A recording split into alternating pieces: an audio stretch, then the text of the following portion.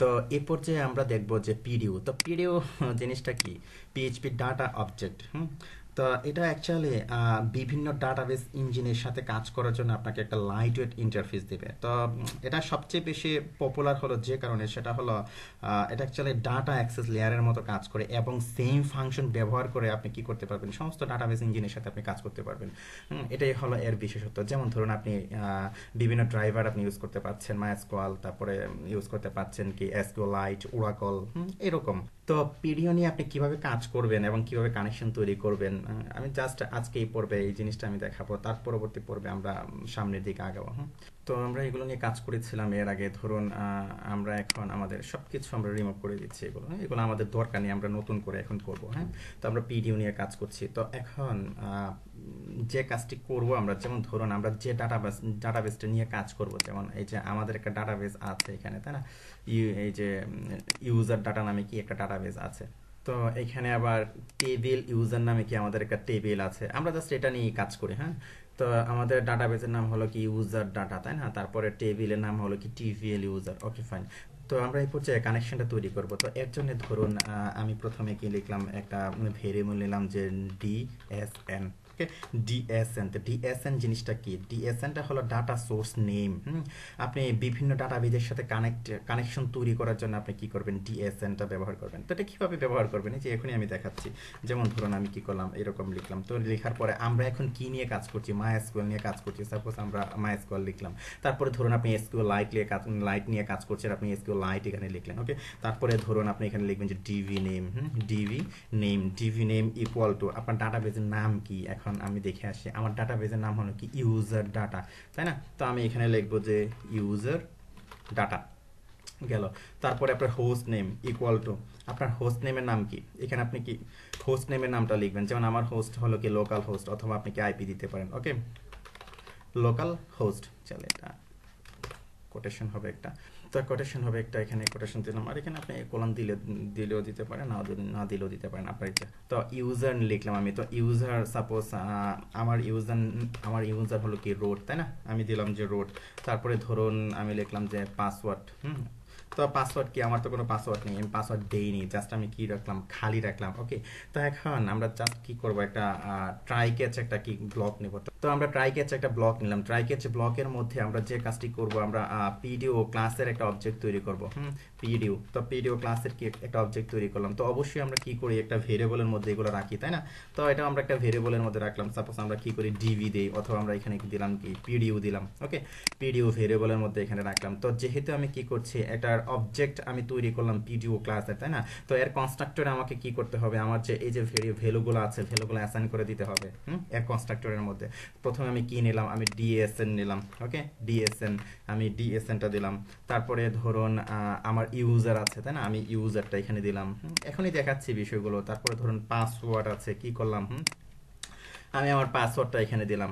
আমার কানেকশন আমার তৈরি হয়ে গেল। তারপরে ধরুন এক্সেপশন। তো এক্সেপশন অ্যাকচুয়ালি এখানে আমরা পিডিও এক্সেপশনটা ইউজ করব। তো পিডিও এক্সেপশনটা অ্যাকচুয়ালি এখানে যে কাজটি করে সেটা হলো সে রান টাইম এক্সেপশনকে এক্সটেন্ড করে। হ্যাঁ, পিডিও এক্সেপশন ক্লাসটা, অর্থাৎ আপনি এই যে কাজ করছেন, কানেকশন তৈরি করছেন, রান টাইম অবস্থায় যে এক্সেপশনটা দিবে সে ধরবে এটাকে, আমরা এটা এখানে রাখলাম। ওকে, তো ধরুন তারপরে আপনি এখানে ইকো করলেন এরকম, অথবা সরাসরি আপনি এররটা আপনি দিয়ে নিলেন। যেমন ইকো করলাম, যেমন কানেকশন ফেল, কানেকশন ফেল আমি দিলাম। তারপরে ধরুন কনক্যাট করে আপনি যে মেসেজটা আপনি ধরবেন এখানে, হ্যাঁ, আপনার এক্সেপশনের মেসেজটা এটা যেভাবে ধরবেন আপনি এইভাবে লিখবেন। এটাতে আপনি কি অ্যাক্সেস করবেন যেভাবে, সাপোজ আপনি লিখবেন যে গেট মেসেজ। Gate message. তো বিষয়টা কি অ্যাকচুয়ালি, আসুন আমরা একটু দেখে আসি। যেমন আমার নেটবিন আইডিতে অ্যাকচুয়ালি এটা ওভাররাইট হয়ে গেছে সেভ দেওয়ার পর। তো ধরুন এখানে আমরা কি করেছি, প্রথম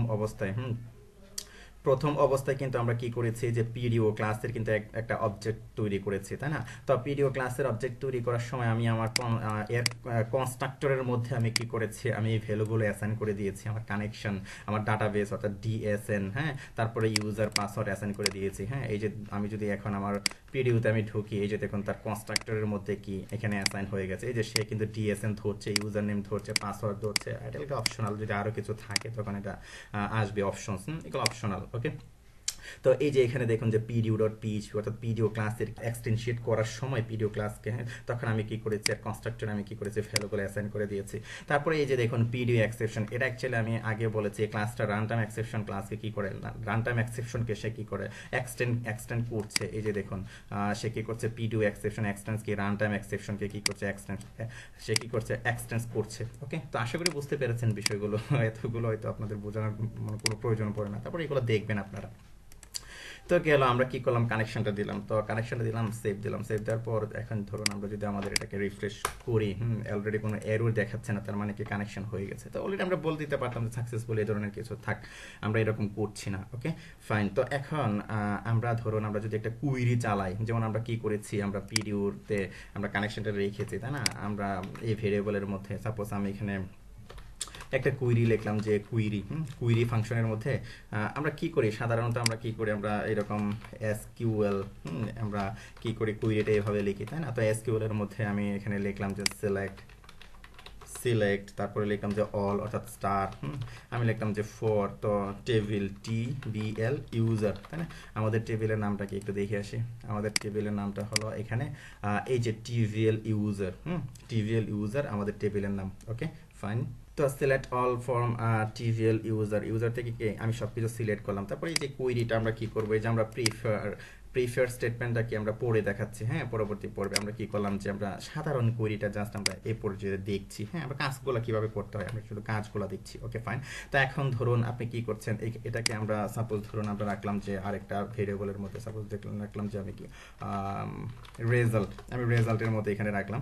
তো এখন রেজাল্টের মধ্যে রাখার পর ধরুন আমি এটাকে আইটারেট করলাম অর্থাৎ ফর ইচ করলাম। ওকে, তো ধরুন আমি কি করলাম, রেজাল্ট দিলাম না, রেজাল্ট এস সাপোজ আমি দিলাম যে ভ্যালু। ওকে, অথবা আপনি অন্য কিছু দিতে পারেন। তারপরে এই যে ভ্যালু দিলেন, তাই না, তো ভ্যালুর মধ্যেই তো সব কিছু আছে, তাই না। ধরুন আপনি এখানে কি নিয়ে আসতে চাচ্ছেন, আমি সাপোজ স্কেলগুলো নিয়ে আসতে চাচ্ছি। ওকে, তো আপনি এখানে দিলেন যে সাপোজ ধরুন আমি যদি এটাকে ইকো করি, আমি এখানে লিখলাম যে ভ্যালু, তো ভ্যালু লিখলাম এখানে। তো ভ্যালুর ভিতরে কি আছে, অ্যাকচুয়ালি সবগুলো তো এখানে নিয়ে আসছেন, তাই না। আমি সাপোজ আমি চাচ্ছি যে স্কিলগুলো আমি শো করাবো, আমি লিখলাম যে স্কিল। ওকে, তারপরে ধরুন এখানে আপনি কি করতে পারেন, একটা ব্রেক দিয়ে নিতে পারেন, ব্রেক।